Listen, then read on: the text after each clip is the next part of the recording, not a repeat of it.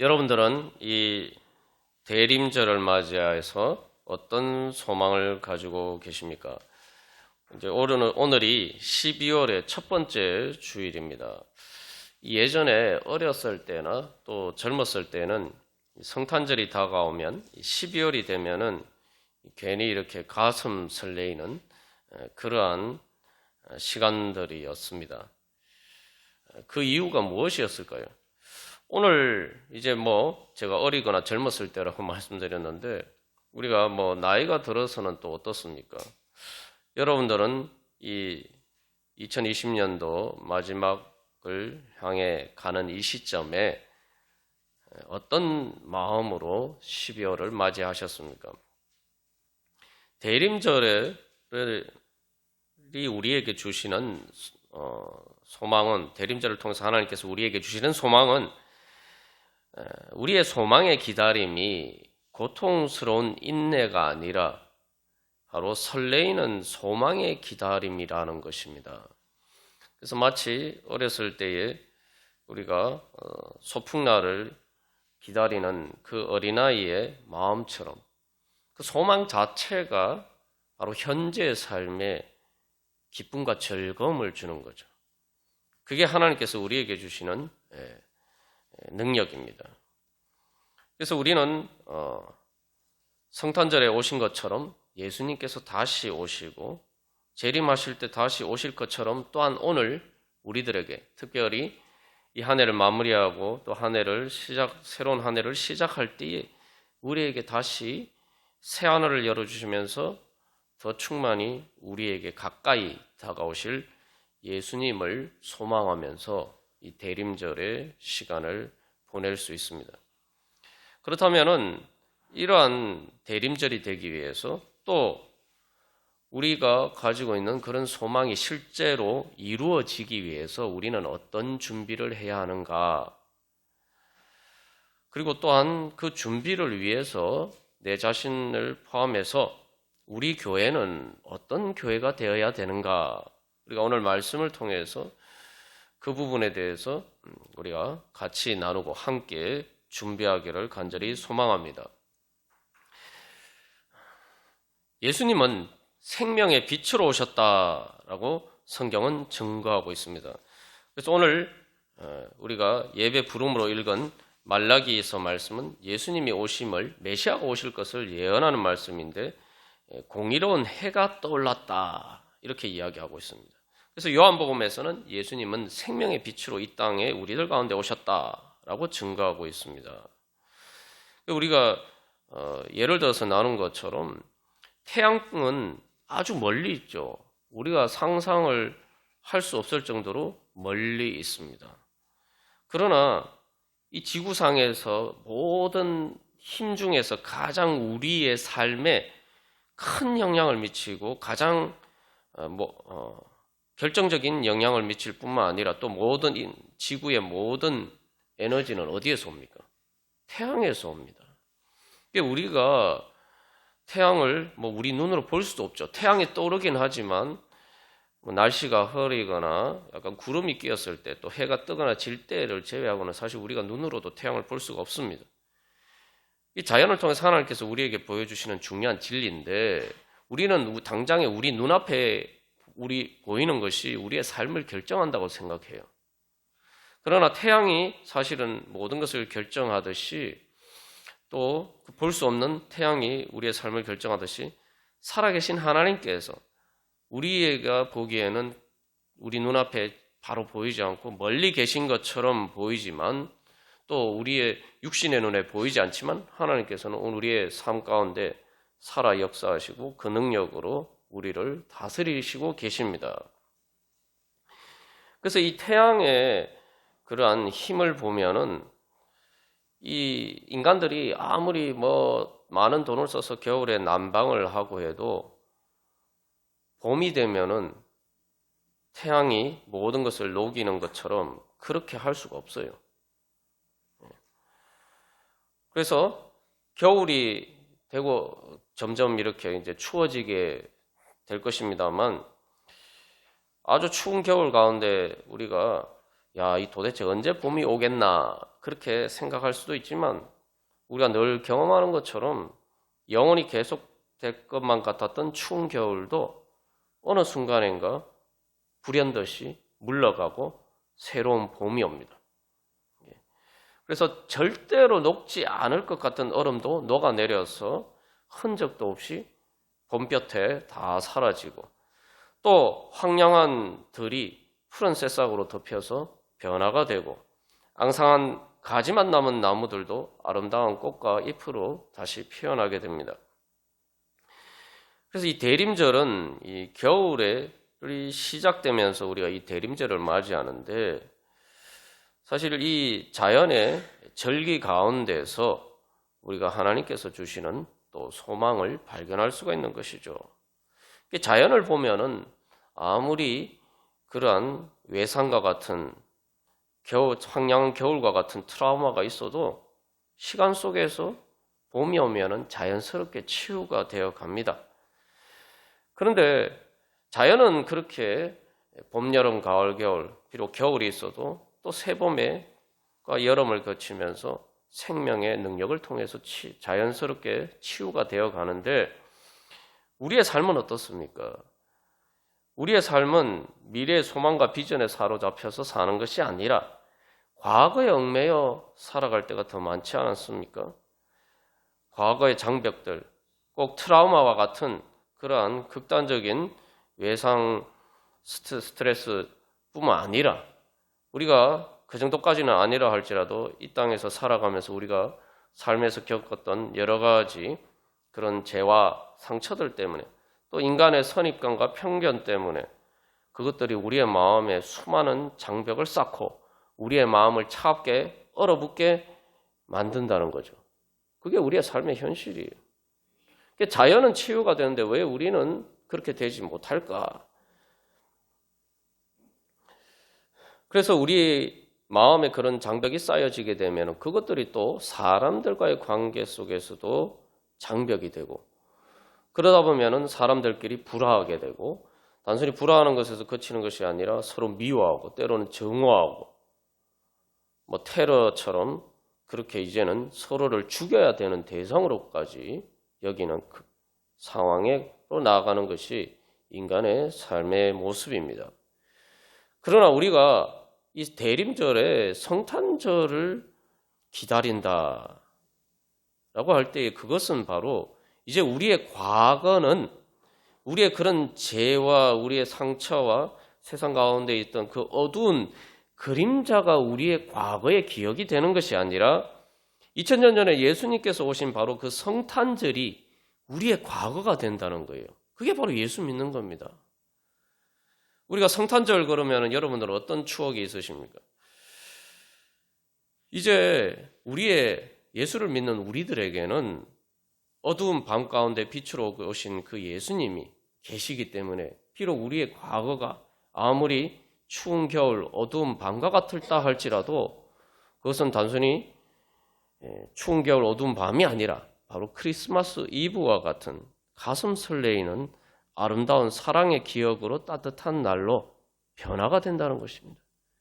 예수님께서는 우리를 성탄절의 은혜를 통해서 그렇게 치유해 주시는 거예요.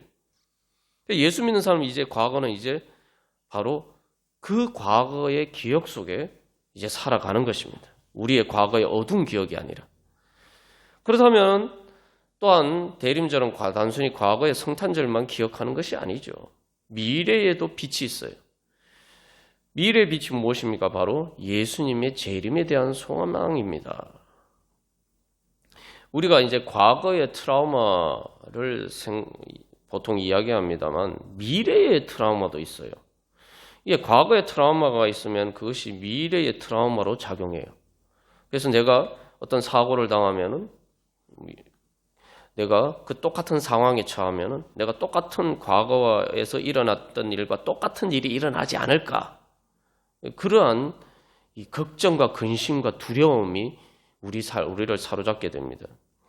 이게 꼭 트라우마뿐만 아니라 우리의 삶에서 사실 우리의 마음을 무겁게 내리짓누르는 많은 것들도 과거의 문제인 경우도 많지만 또 많은 경우에는 그것은 미래에 대한 걱정과 근심과 염려와 두려움이 우리의 삶을 어둡게 만들죠. 그러나 이제 예수 믿는 우리들에게는 바로 그 어두운 불투명한 미래 가운데 마치 성탄절에 빛으로 다가오신 그 예수님, 마치 밤하늘의 별처럼 우리의 미래는 이제 다시 오실 예수님의 빛이 우리에게 비춰온다는 것입니다. 그래서 마치 봄, 여름, 가을을 거쳐서 겨울이 되었을 때에 다시 봄이 오는 것처럼 우리의 인생도 이제 더 이상 겨울로 끝나는 것이 아니라 우리에게 다시 천국의 봄이 오고 그 천국의 봄은 이제 다시 봄, 여름, 가을, 겨울에 그러한 마치 불교에서 이렇게 구원받아야 될 삶의 문제가 윤회다라고 이야기하는 것처럼 더 이상 우리는 천국을 향해서 갈 때에 봄, 여름, 가을, 겨울 그 다음에 다시 또 봄, 여름, 가을, 겨울 이런 것이 아니라 우리의 인생의 마지막 겨울에 마지막 잎새가 떨어졌을 때에 이제 우리는 천국의 새로운 봄, 지금까지 이 땅에서 살았던 봄보다 더 찬란한 그러한 영광의 천국이 시작된다는 것입니다.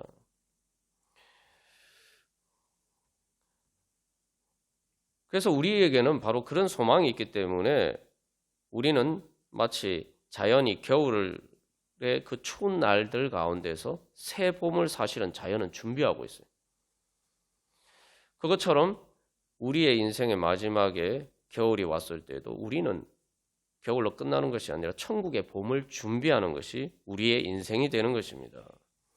우리의 미래는 이제 죽음의 어두운 그림자, 또 단순한 우리 앞에 있는 미래에 대한 그러한 불투명한 안개와 같은 그러한 것이 우리의 삶을 지배하는 것이 아니라 멀리 있지만 오늘도 찬란하게 비추는 태양처럼 바로 그리고 성탄절에 우리에게 비추었던 그 빛보다 비교할 수 없이 더 큰 영광의 빛으로 우리에게 다가오실 예수님을 소망하는 그 빛이 우리의 미래에서부터 비춰온다는 것입니다.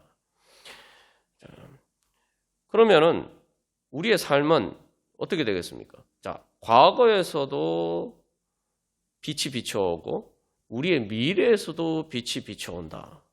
그러면 우리의 현재는 어떻게 되겠습니까? 바로 우리의 현재는 바로 예수님의 그 빛이 우리를 지배한다는 거죠.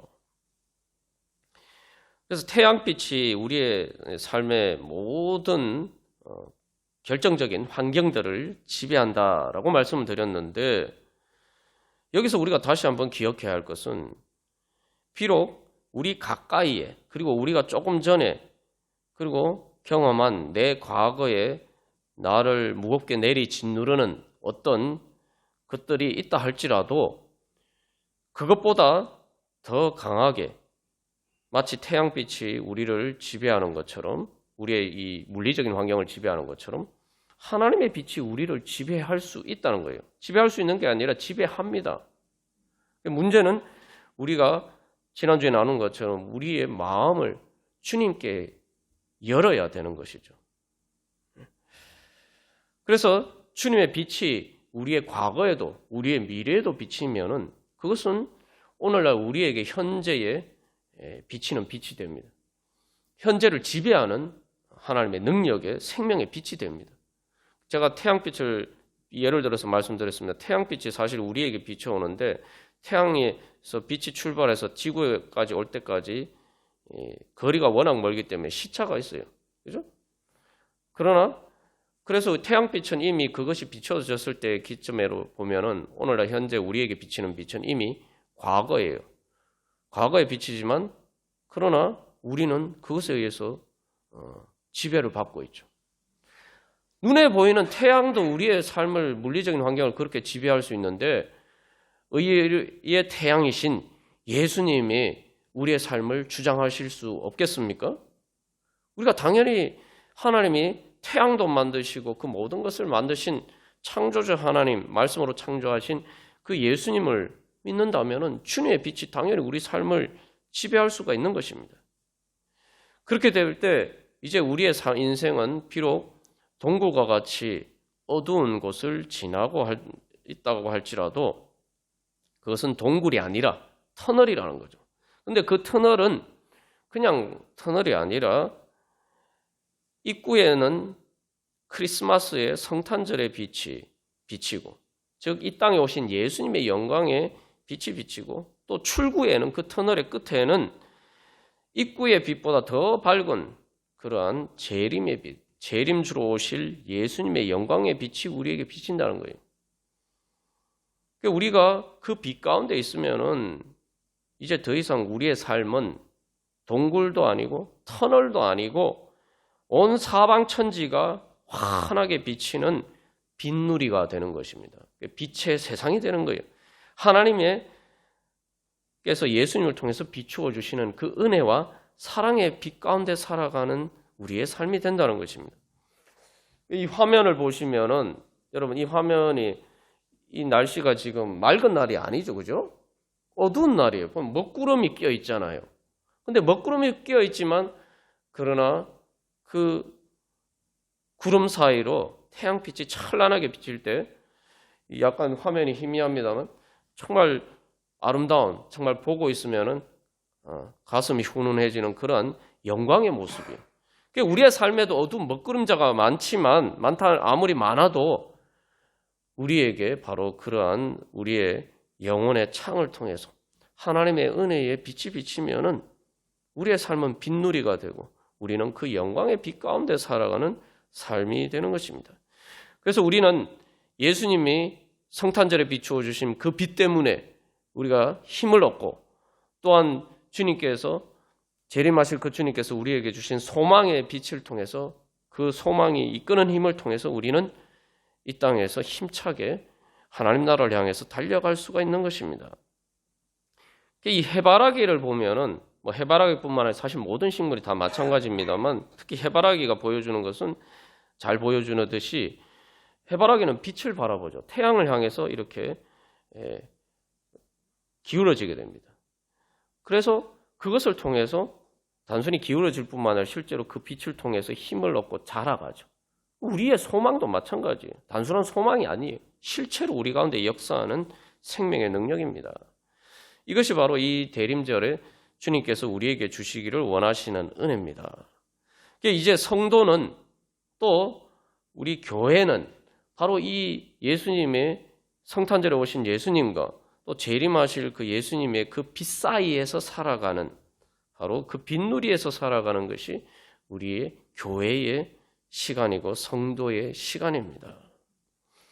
오늘 우리가 본 말씀, 그래서 지난 거의 몇 주 동안 계속 살펴보았습니다만 이 초대교회 성도들의 삶을 보면은 바로 그렇게 빛누리 가운데 살아가는 그 삶이, 성도의 삶이 어떤 것인지, 교회의 삶이 어떤 것인지를 잘 보여주고 있죠.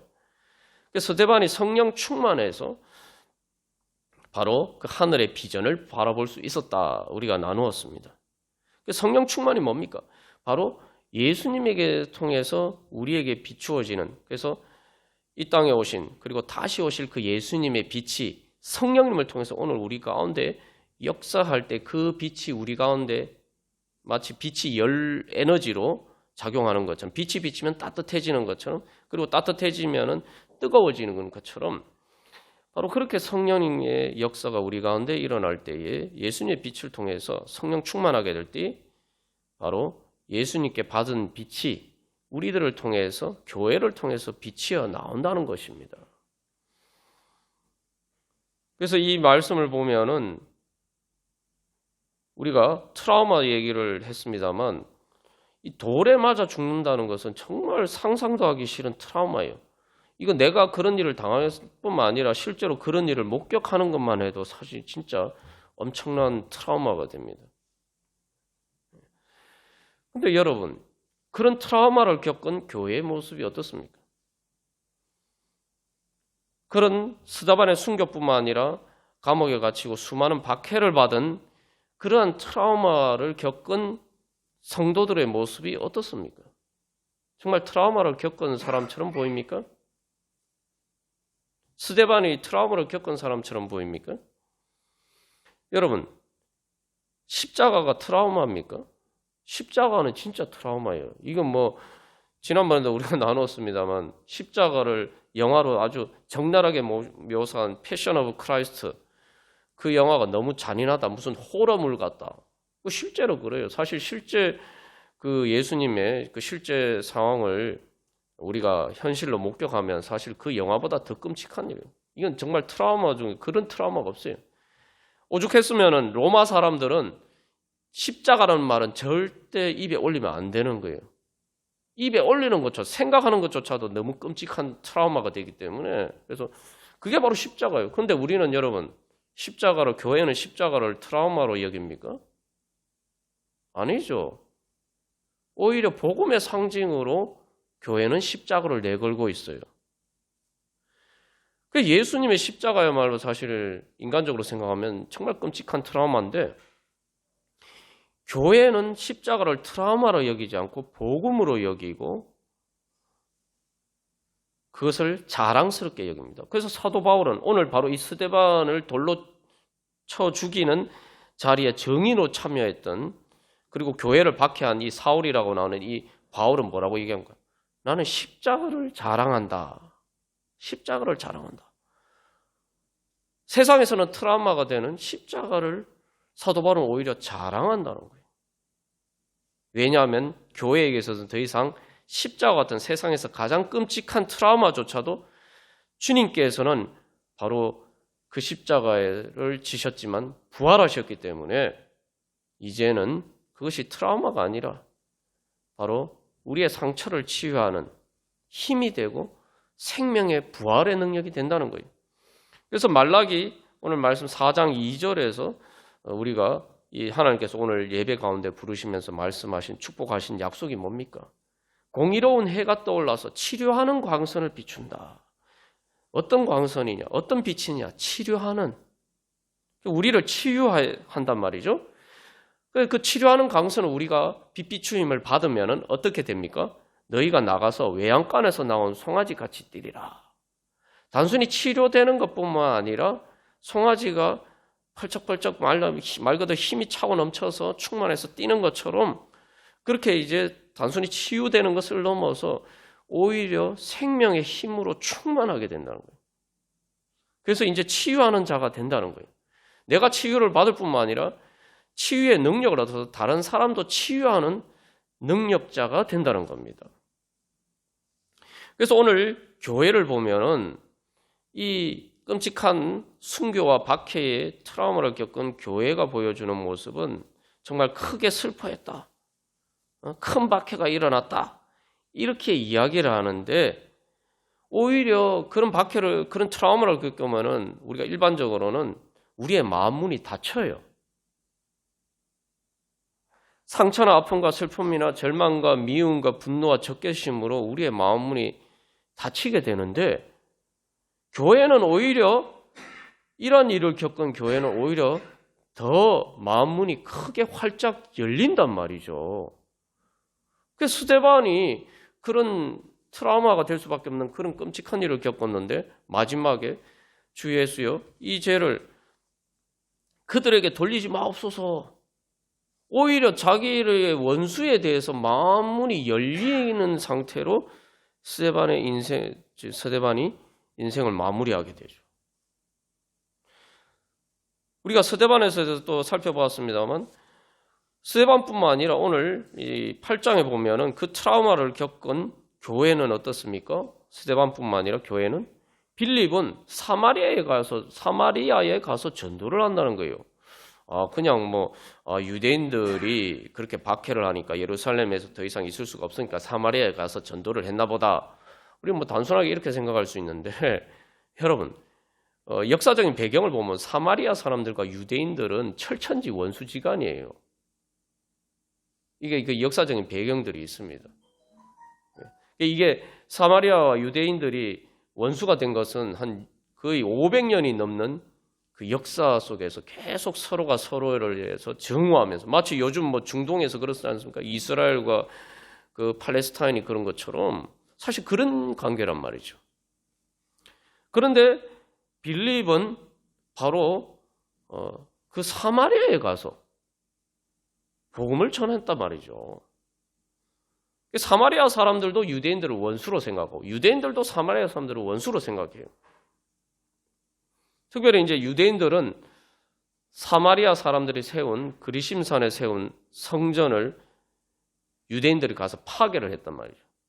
이거 뭐 철저히 원수가 이런 원수가 없는 거예요. 그래서 요한복음 4장에서 수가성 여인이 예수님에게 우리가 어디서 예배합니까? 그런 얘기들을 하는 게 다 그런 맥락들이 있습니다.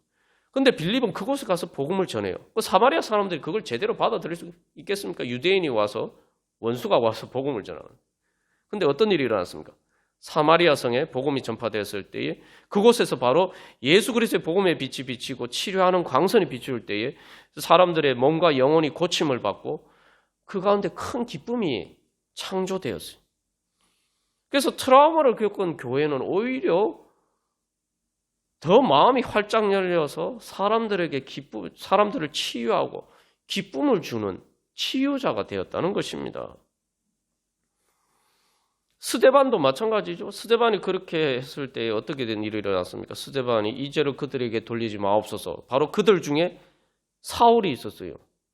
그러니까 하는 예수님이 사울을 용서하시고 부르셔서 바울로 변화시키셔서 바울을 통해서 이방인들에게 특별히 복음이 전파됐어요. 빌립을 선두로 해서 바울을 통해서 하나님께서는 유대인들의 바로 그 배타적인 선민의식 가운데 인간적인 혈통에 얽매여 있었던 바로 그들의 그러한 장벽을 뛰어넘어서 바로 이방인들에게 세상 모든 사람들, 말 그대로 온누리의 모든 사람에게 활짝 복음의 문이 활짝 열리게 되었다는 것입니다. 그래서 사도 바울이 갈라디아서 3장 28절에서 너희 뭐라고 얘기합니까? 유대인이나 헬라인이나. 유대인들은 사실 이방인들을 개 취급했어요, 사실. 그리고 종이나 자유인이나. 여러분, 종하고 자유인, 노예와 주인이 여러분 요즘 미국의 인종차별 문제가 다 거기에서 유래한 거 아닙니까? 남자나 여자. 다 그러나 그리스도 예수 안에서 하나다. 모든 인간의 장벽이 하나도 남김없이 다 허물어지고 복음의 안에서 바로 다 하나다. 사도 바울은 바로 그 복음을 사도 바울을 통해서 그 복음이 전파될 수 있었던 것은 바로 스데반의 그 기도 때문이. 하나님은 스데반의 그 기도를 통해서 바울을 그렇게 변화시켜줘. 그래서 예수님의 제자들도 많지만 또 많은 예수님의 제자들이 있었지만 특별히 바울이 그런 은혜를 통해서 구원을 받았기 때문에 바로 바울은 모든 사람을 향해서 열린 바로 그 복음을 기독교의 복음의 본질을 전하고 그래서 신약 성경의 많은 부분들을 바울이 기록할 수가 있었던 것입니다. 여러분 어떻습니까? 이 스데반이나 또 바울이나 또 초대교회 이 성도들의 모습을 보면은 정말 끔찍한 트라우마를 겪었던 사람들인데 그들에게는 트라우마가 없었어요. 오히려 그 트라우마를 치유하는 치유의 능력으로 충만한 사람들이 되었습니다. 이게 바로 하나님께서 오늘 우리들에게 주시고자 하시는 은혜입니다. 여러분, 교회는 원래 그런 겁니다. 예수님께서 십자가에서 이 죄를 그들에게 돌리지 마옵소서. 그렇게 기도한 것처럼 이제 우리도 스데반처럼 그렇게 기도할 수 있는 트라우마와 같은 일을 겪어도 거기에서 주님께서 치유해 주시고 오히려 그것을 통해서 더 큰 치유의 능력을 발휘할 수 있는 바로 그러한 은혜의 자리로 하나님께서 우리를 부르셨습니다. 문제는 우리가 믿어야 돼요. 아니 이런 트라우마가 어떻게 고침받을 수 있을까? 내 삶의 환경에 이런 문제들이 있는데 이게 어떻게 고침받냐? 이런 건 절대 변할 수가 없어. 또 우리 자신을 뿐만 아니라 또 다른 사람들에 대해서도 우리가 그런 선입관을 가지면은 하나님의 그 은혜를 경험할 수가 없는 거예요. 스데반이나 빌립이나 또 바울이나 이런 사람들이 그런 선입관이 있었으면 어떻게 복음을 전할 수가 있었겠어요? 우리가 선교를 합니다. 선교도 마찬가지 아닙니까?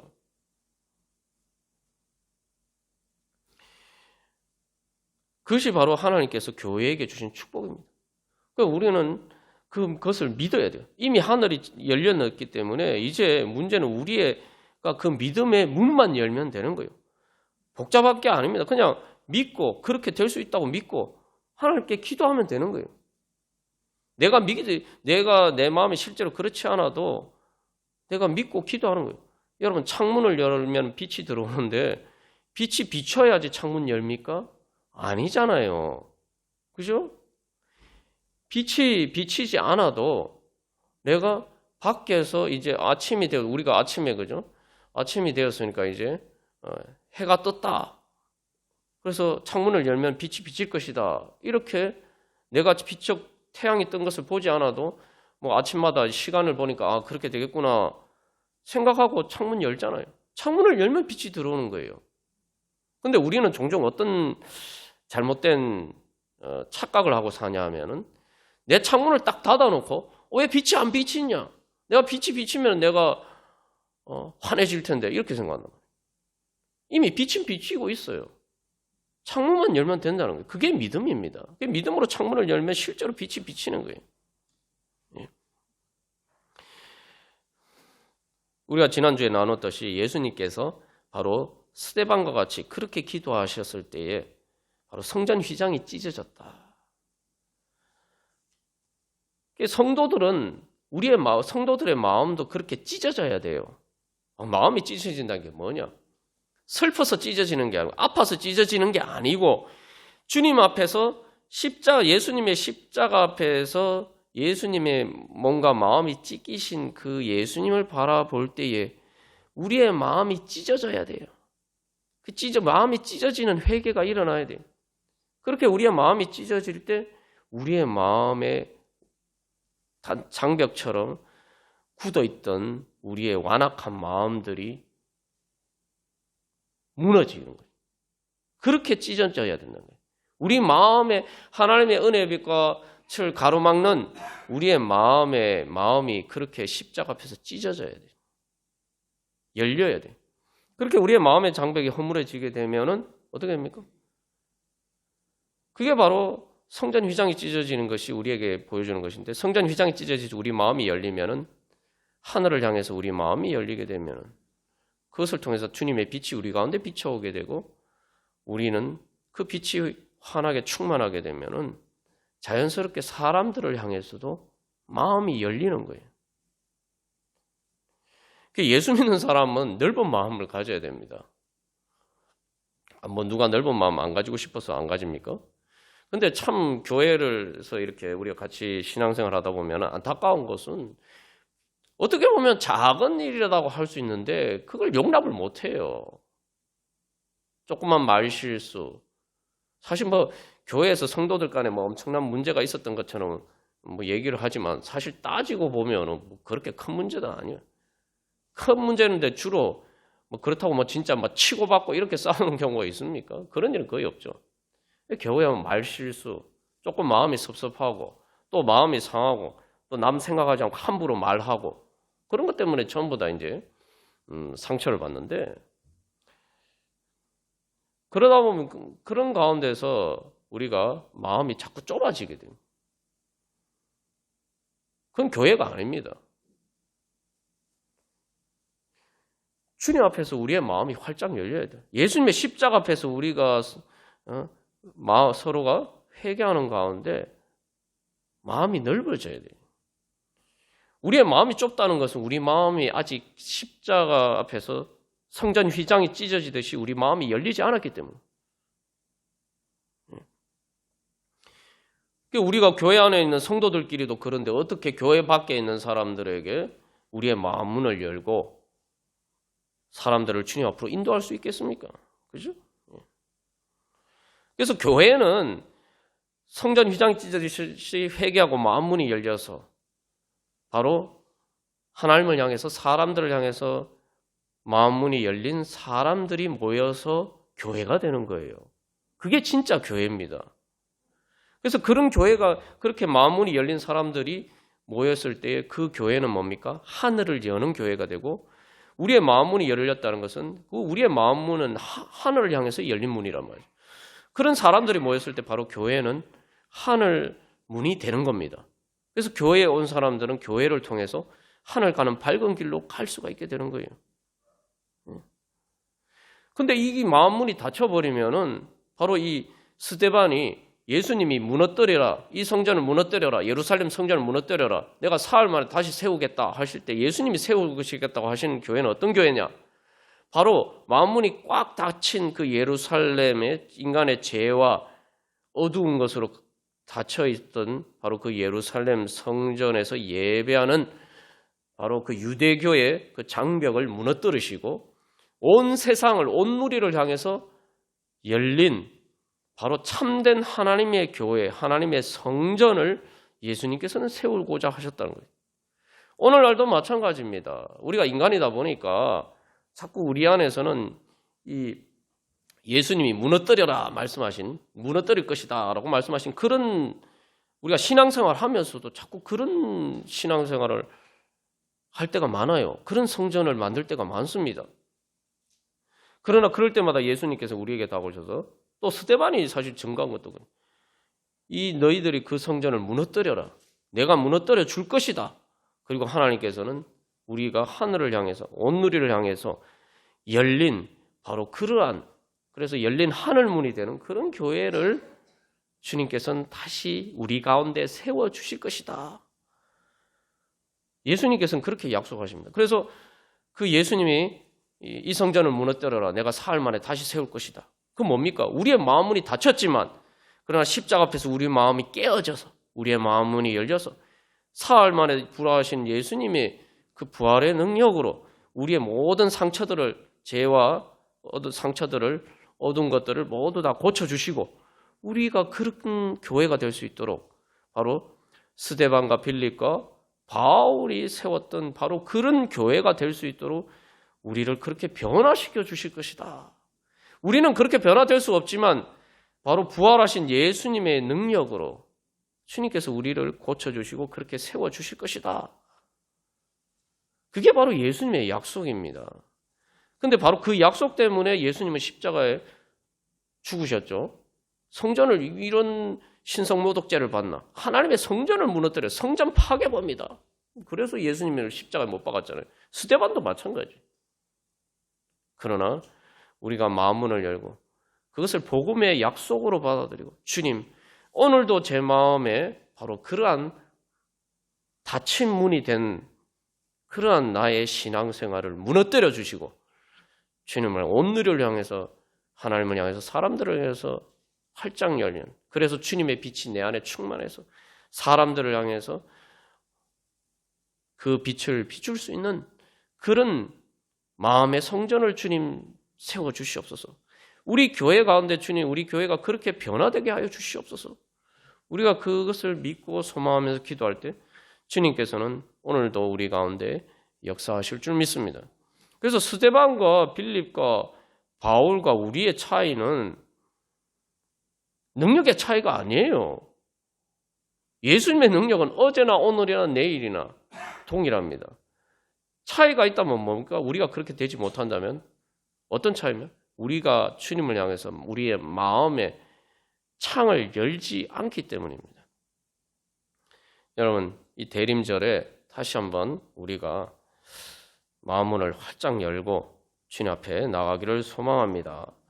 이 코로나 때문에 사실은 우리가 이제 제대로 입을 열어서 찬양하기도 어렵고, 그래서 마스크를 쓰고 기도도 하고 우리가 찬양합니다만, 비록 우리가 마스크를 쓰고 있더라도 우리의 마음은 마스크를 쓰고 있는 것보다 더 크고 넓게 우리의 마음을 열고 기도해야 될 것입니다. 우리의 마음 문을 열고 우리가 기도의 문을 열고, 그래서 하나님과 사람들을 향해서 우리의 마음의 창을 지금보다 더 크고 넓게 열 때, 그렇게 열 때에 주님께서 단순히 우리의 기도를 통해서 역사하실 뿐만 아니라 우리의 기도를 통해서 역사하실 때 제일 먼저 그 빛을 받는 것은 우리 자신이죠.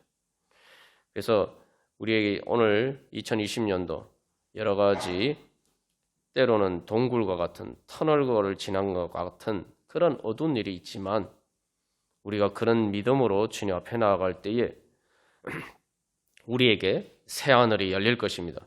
그리고 또한 우리 교회도 비록 그런 상황이 있다 할지라도 이 코로나19가 끝나갈 때에 그 터널의 출구를 빠져나갈 때에 주님께서는 우리가 기대하거나 생각한 것에 더 넘치도록 우리가 지금까지 우리 교회를 통해서 경험하지 못한 새 하늘이 열리고 또한 우리가 그 주님께서 주신 비전을 향해서 새롭게 달려갈 수 있는 은혜의 그러한 시간들이 우리 안에 펼쳐질 줄 믿습니다.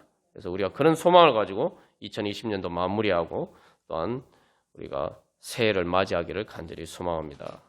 이 시간 결단하면서 다 같이 주님 앞에 기도하겠습니다. 주님, 제가 이제 주님께서 해결해 주실 못할 문제가 없음을 고백하고 주님께서 고쳐주시지 못할 문제가 없음을 고백하면서 온전히 주님께 마음문을 열고 나가오니 주님의 그 은혜의 빛을 비추어 주셔서 주여 우리를 고쳐주시고 우리에게 새 힘을 주셔서 주님 새 하늘을 열어갈 수 있도록 주여 성령의 능력으로 충만케 하여 주시옵소서. 우리 함께 기도하겠습니다. 아버지 주님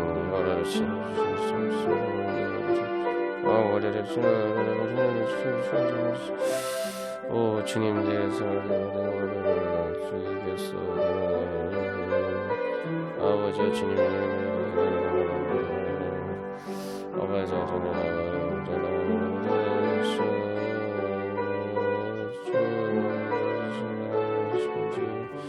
아버지 주님 사랑해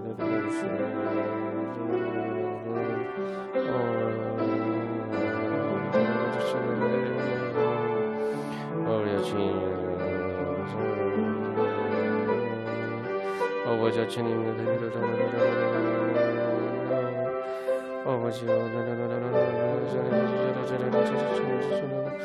아버지